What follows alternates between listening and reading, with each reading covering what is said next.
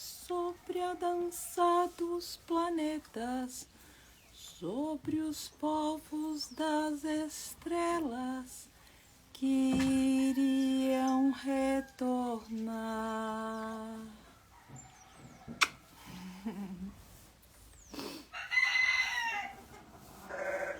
Esse daqui é Mestre Nandi. Dia 27 de julho, do ano passado, ele nasceu.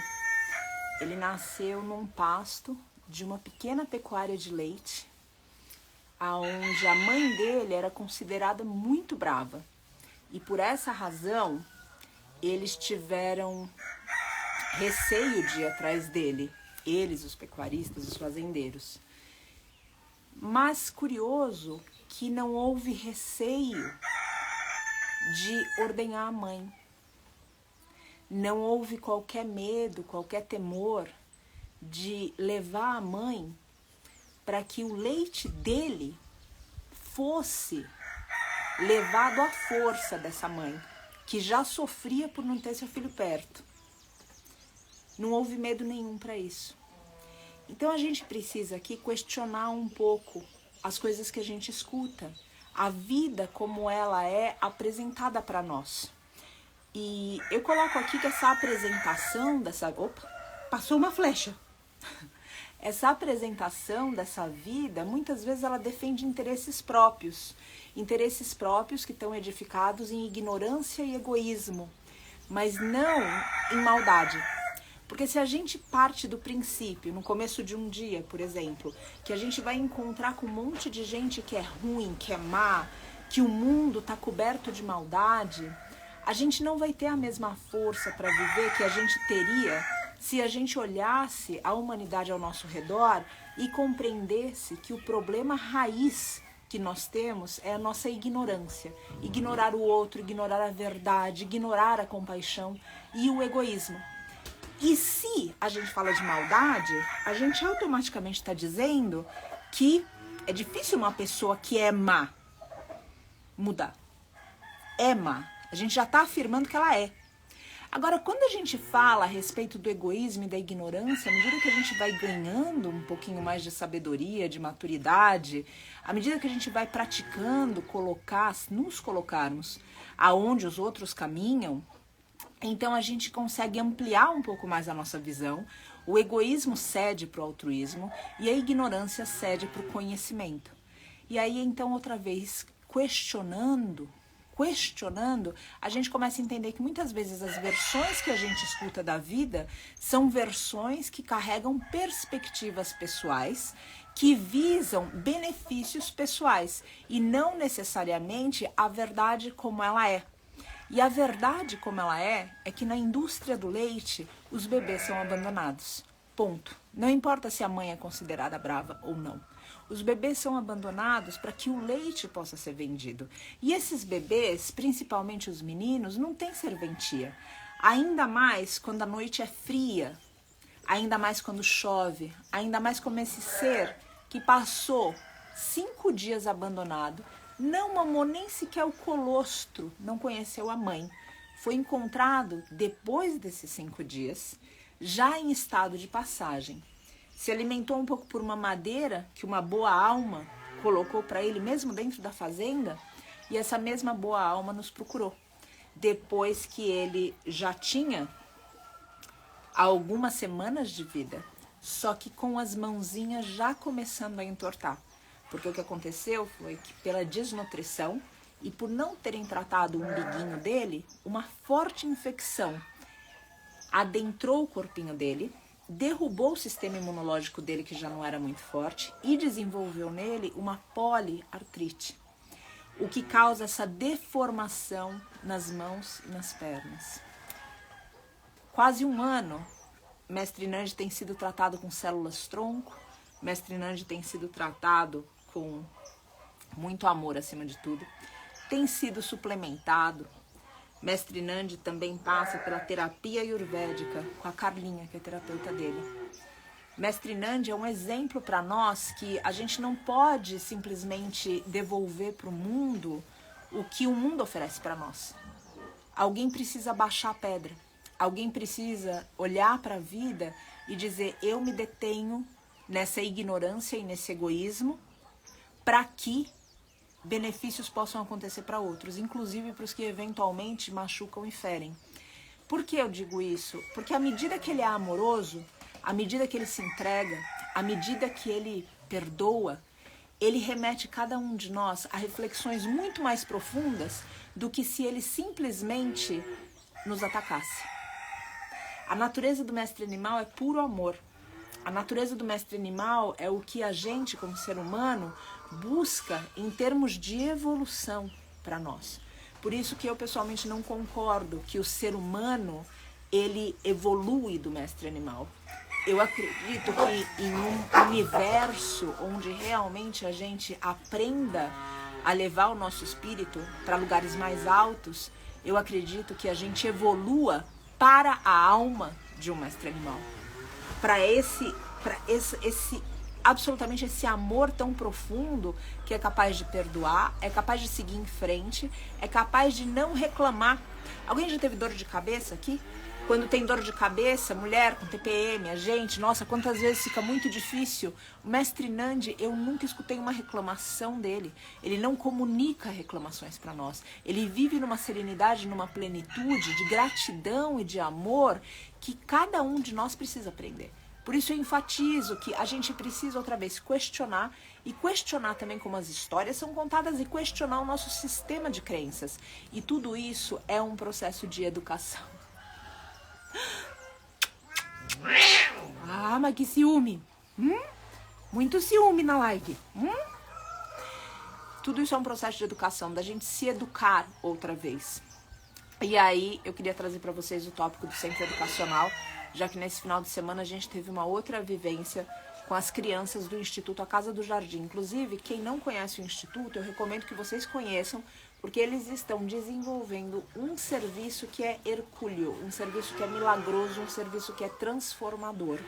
Eles são vegetarianos na transição para o veganismo, eles têm toda um respaldo no serviço que eles prestam, um respaldo embasado em terapias e também nas noções de espiritualidade, noções ou técnicas que hoje a gente tem aqui na espiritualidade, ou seja, é difundida no planeta, como a própria meditação, os mantras. Então foi um encontro muito bonito e algo que falou demais ao coração de toda a equipe. Por quê?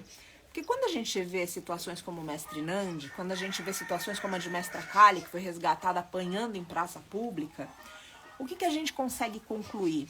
Que sem educar, a gente não vai simplesmente salvar o mundo resgatando as vítimas. Isso não é possível. A gente precisa, só que aí óbvio, a gente pode olhar para tudo isso e falar, nossa, precisa dar muito trabalho, não tem paciência. Eu prefiro viver só com os mestres animais, eu prefiro viver só na montanha. Bom, preferir não é necessariamente o que a gente tem que fazer. E um senso de liberdade, a gente procura sempre esse lugar da liberdade, né, de ser livre, como o mestre animal também. A gente muitas vezes, especialmente no Ocidente, onde a gente não tem essas noções, a gente não consegue entender que liberdade é fazer o que a gente precisa fazer, o que a gente deve fazer, e não o que a gente quer fazer. Porque hoje, principalmente com essa falsa educação que dão para nós, passam para nós que o sentido máximo de liberdade é a gente fazer exatamente o que a gente quer. Ou seja, se eu quero comer carne, eu como. Se eu quero comer queijo, eu como. Se eu quero dar as costas, eu dou as costas. Ou seja, a gente não consegue entender que as nossas decisões, elas são interpessoais. Elas não são pessoais. E que se eu parto de um sistema de valor falho, porque a sociedade não me ensinou a ser e sim a fazer e a ter, eu começo a entrar na escolha pessoal, interpessoal do outro, através da consequência das nossas escolhas. É claro isso para cada um? Então, outra vez, é necessário a gente usar uma forma de lucidez, uma forma de questionamento, uma forma de vigilância também, vigilância sobre a nossa própria mente, para entender que esse mundo que a gente quer mudar é o reflexo dos pensamentos da mente das pessoas. E se nós não olharmos para nossa mente, para o nosso sistema de crenças, aonde também estão os valores egoístas e ignorantes que prezam simplesmente pelo benefício próprio, nós não conseguimos simplesmente salvar todas as vítimas no resgate. Outra vez, eu entendo que a gente possa preferir estar só com o mestre Nandi e não com o agressor do mestre Nandi. A gente pode pensar que o agressor do mestre Nandi foi o fazendeiro pecuarista.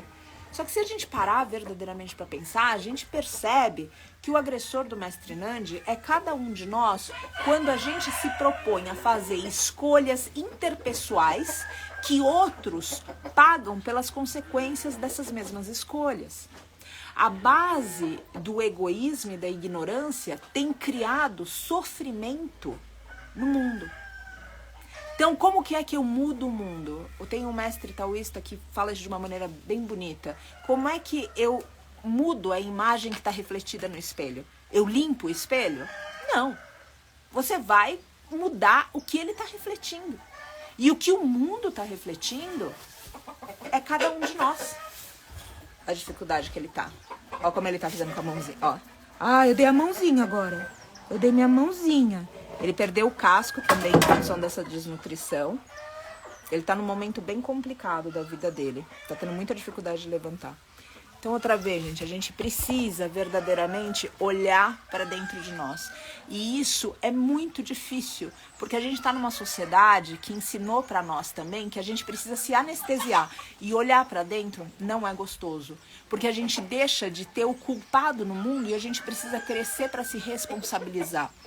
A proposta que a gente tem aqui de educação é uma proposta que não só fala do mestre animal, não só fala do meio ambiente, mas fala a respeito desses valores do ser que se perderam na ânsia egóica do ser humano de fazer para ter. A nossa sociedade, ela enfatiza demais isso. Você faz, você tem e aí você é. Você é uma pessoa de sucesso, você é uma pessoa boa. Agora, e se a gente partisse para a natureza do ser humano, uma natureza de amor, ou a natureza de cada um dos seres, quando a gente fala em amizade, em unidade, perdão. O que a gente vai descobrir é algo que independe do ter e do fazer. Tem uma outra máxima oriental que também vale muito reflexão. Eu confesso que eu refleti sobre ela há 10 anos. E diz, a grama cresce sozinha. Porque a natureza dela é crescer. Qual é a tua natureza? Enfim, essa reflexão pode levar, a gente pode fazer um curso a respeito das reflexões, um grupo de estudos a respeito das reflexões dessa máxima oriental. O ponto é, a gente precisa descobrir a nossa natureza original. E a nossa natureza original, quando a gente olha para as crianças, por exemplo, a gente vê muita compaixão. Eu noto nessas experiências que a gente tem tido aqui no centro educacional com crianças diferentes, que outra vez a base delas, essa natureza humana tão bonita, ela vem à base do quê? Da gente olhar para o outro. Eu lembro de uma história que me marcou muito, de algumas crianças na África que receberam brinquedos aqui do Ocidente e quando abriram as caixas eram muitas crianças para não tantos brinquedos. E então o que acontece? Naquele momento, naquele instante, quando eles por fim abrem as caixas, um deles fica sem um brinquedo. Um menino que viu o outro sem o brinquedo, ele não pensa duas vezes, ele pega o aviãozinho dele e parte e dá uma das asas do aviãozinho dele para outra criança. Para ele não era importante o avião, o brinquedo em si, mas que todos pudessem brincar. Ai, meu amor é carinhoso. Que todos pudessem brincar. E isso remete a gente à nossa, de novo, natureza original que visa o outro. A nossa natureza autêntica que contempla o outro. E à medida que a gente vai crescendo, a gente deixa de contemplar o outro e a gente não à toa vive numa sociedade de invisíveis. Nós temos um muro de invisibilidade não apenas para questões sociais, questões ambientais, questões de mestres animais. Cada um aqui pode falar de alguma forma como se sente invisível no mundo de hoje. Porque a base da nossa sociedade adulta é a gente ignorar o outro, inclusive em uma competitividade, aonde eu consiga o melhor e o outro que faça os esforços dele. O importante é cada um fazer por si.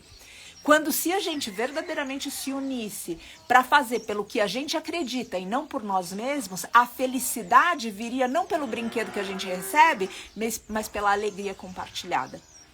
E isso é um outro valor também muito bonito para a gente entender. A alegria fundamental da vida é a gente colaborar para colocar um sorriso no outro, não importa a espécie, não importa o reino. É a gente colaborar para que o outro, de algum jeito, tenha essa alegria. A gente pode sim sentir alegria de algo que a gente recebe nas mãos, ou então algo que a gente recebe através de prazeres sensoriais. Mas verdadeiramente existe felicidade quando a nossa existência impacta de maneira positiva na existência de outros seres. E por isso eu convido aqui cada um de nós ao estudo de si próprio. Eu convido cada um de nós a olhar para dentro de si e perguntar onde deve se educar. Porque é muito tentador a gente só olhar para o mundo, apontar defeitos e reclamar dos demais. Quando, na verdade, o salto quântico que a gente deve dar em termos de evolução e de ser humano, em termos dessa nova terra, é a gente olhar para dentro, criar uma sociedade menos competitiva e mais colaborativa que, inclusive, vise o benefício do agressor. Porque é essa forma que a gente evita qualquer que seja o resgate. Não importa se a gente está falando o resgate de uma mestra árvore que não vai tombar, o resgate de uma mulher que não vai apanhar ou ser estuprada, o resgate de um mestre animal, vai se prevenindo que o agressor tenha aqueles pensamentos. Prevenindo que aquelas ações daqueles pensamentos tomem forma no mundo. E isso o que faz é a educação. E a educação, existe um valor dela que a gente aprendeu que muitas vezes a educação é conteúdo escolar. Conteúdo que a gente vê em sala de aula. E a gente escolhe acreditar que é dessa forma, que a vida não é pedagógica. E se ela não é pedagógica, a gente tem pessoas e seres perto de nós que a gente não enxerga. Se ela se torna pedagógica, então a gente vê de uma outra forma. Esses seres que estão perto de nós se tornam nossos professores. E o que a gente vive é uma escola para a gente ser melhor. E à medida do que a gente é melhor, sempre repito, não é o benefício que a gente tem, mas sim o quanto a nossa vida beneficia outros. Tudo isso, todas essas falas, elas são embasadas no Oriente, que foi a escola que me doutrinou, uma das escolas que me doutrinou na vida. E eu convido vocês para que nessas resoluções a gente possa falar mais e mais a respeito dessas técnicas que o Oriente oferece para que a gente se enxergue.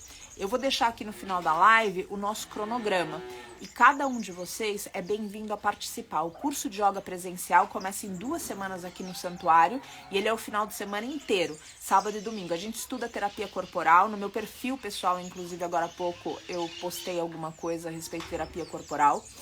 Fora isso, a gente fala, obviamente, do asana, a gente fala da mente, a gente tem todo um estudo para se olhar e contribuir, e o programa também traz oportunidades de serviço para que a gente alcance outros. Então, quem quiser mais informações, eu vou deixar direitinho, é só procurar a Maísa. Fora isso, o centro educacional, quando ele foi pensado, eu achava que a gente teria que buscar escolas. E o que aconteceu, na verdade, foi que as instituições começaram a procurar a gente. Então, como a vida respondeu dessa forma, eu vou continuar nesse fluxo. Se você é de alguma escola, instituto, instituição, fundação, que queira trazer crianças, pré-adolescentes e adolescentes aqui, nós montamos programas individualizados. Para quê? Para que cada um possa se beneficiar dentro da necessidade que tem.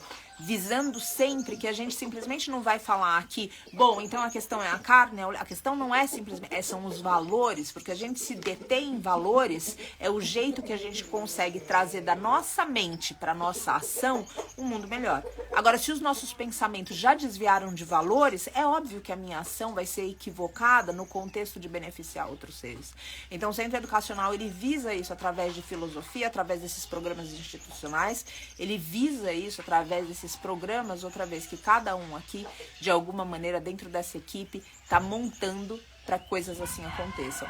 Fora isso, então tem o curso de yoga, tem as instituições que podem procurar a gente para que a gente monte esse programa, tem o curso de filosofia que acontece cada primeiro domingo do mês.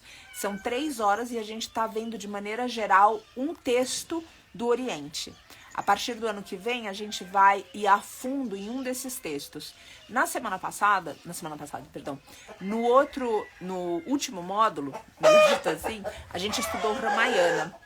E o Ramayana tem uma passagem muito bonita que Bom, tantas passagens muito bonitas que me emocionam. E eu recomendo para quem quiser ter essa informação, o curso está gravado também. A Má pode falar mais a respeito. O próximo módulo, e você pode estar nesse curso também, ou seja, por módulos e não simplesmente no curso inteiro. O próximo é da Bhagavad Gita. E na Bhagavad Gita tem um ensinamento de Krishna, ele tão absolutamente lúcido e sábio, dizendo que a gente não pode fazer pelo outro, mas a gente pode fazer com o outro. E isso também sempre me remete aos movimentos onde a gente muitas vezes sente aquela compaixão e fala, nossa, o que eu posso fazer? A gente pode fazer com o outro, mas não pelo outro. E isso exige do outro e exige de nós também, porque às vezes seria mais fácil pra gente simplesmente resolver o assunto pro outro. Só que a gente não resolve o assunto pro outro, especialmente humanos. Para mestres animais, para mãe natureza, é diferente. Agora, para seres humanos, a gente precisa fazer com esses seres. A gente precisa estar junto. E outra vez, a educação é um caminho para que tudo isso possa acontecer. Então hoje a gente tem esses cursos, esses programas abertos, e nesse sábado tem vivência aqui no Vale da Rainha também. A vivência, ela contempla a gente ter algumas reflexões aqui aos pés de mestres animais, e depois disso finalizar celebrando em uma refeição à base de plantas. Se vocês quiserem informações, pelo WhatsApp da Bill, vocês conseguem. Tudo isso, além da gente tentar minimamente colaborar com o mundo, também arrecada fundos aqui para o Vale da Rainha, já que hoje, com a operação de Cunha, nós estamos enfrentando desafios constantes e contínuos para manter essa operação. Nenhum desses desafios, de alguma forma, faz tremer as pernas da equipe, porque a gente sabe que a gente está vivendo o nosso propósito. E quando a gente vive o nosso propósito, a despeito das dificuldades, a gente encontra a forma de continuar. Porque a gente tem certeza de que a graça desce, de que a bênção, ela manifesta. E que esse é o único caminho, atender o chamado do coração, viver de acordo com ele e não parar absolutamente frente a qualquer obstáculo que sim é transponível se ninguém abandonar o campo de batalha. E sobre o campo de batalha, de novo, eu convido ao estudo da Bhagavad Gita, que acontece em um campo de batalha, Kurukshetra, e que na verdade fala a respeito do campo de batalha que a nossa alma está, lutando contra o ego, o nosso corpo humano. E eu espero que nessa batalha o coração vença, o amor vença, que a gente derrube a pedra, que a gente se regenere e que a gente deixe para futuras gerações um mundo melhor. Gratidão pela escuta e por acompanharem esse serviço. Hare Krishna, Krishna Krishna, Hare Hare, Hare Rama, Rama Rama, Hare Hare. Olhem ali, deixa eu virar aqui ao contrário essa câmera para vocês finalizarem com essa imagem. E essa imagem é uma vítima da pecuária de corte da carne e uma vítima da pecuária de leite, em profundo amor. Ai, peraí. Beijos e beijos e beijos e beijos de cada um aqui.